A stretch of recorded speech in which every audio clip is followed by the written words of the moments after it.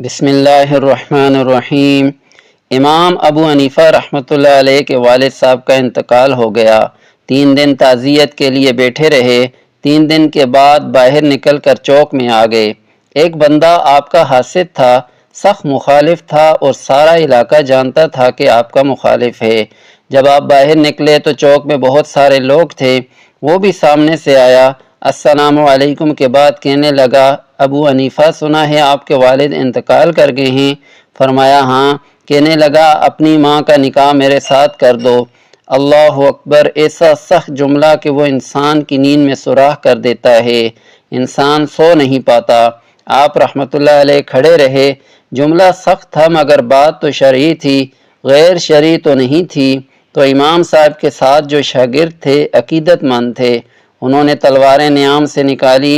آپ رحمت اللہ علیہ نے فرمایا، چپ کر جاؤ، ہم کوئی لاوارث تو نہیں ہیں۔ حضرت امام ابو حنیفہ رحمت اللہ علیہ نے ساری ہمت سمیٹی، آنکھ میں جو آنسو چمکے ان کو بھی دامن میں سمیٹ لیا۔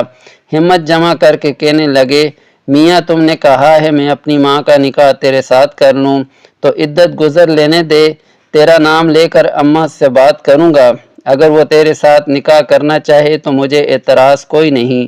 یہ کہہ کر اپنے دوستوں کے بازو تھامے اگلے چوک میں گئے۔ وہ بندہ دڑام سے زمین پر گرا اور روح پرواز کر گئی۔ لوگ کہنے لگے، حضور اسے کیا ہوا؟ آپ فرمانے لگے، اس نے سمجھا تھا میں لاوارث ہوں، اسے کچھ بھی نہیں ہوا۔ ابو حنیفہ کے صبر نے اس کی جان لے لی۔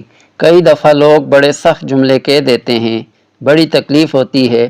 حسد بڑی بری چیز ہے، اس کے شر سے اللہ ہم سب کو محفوظ فرمائے، آمین۔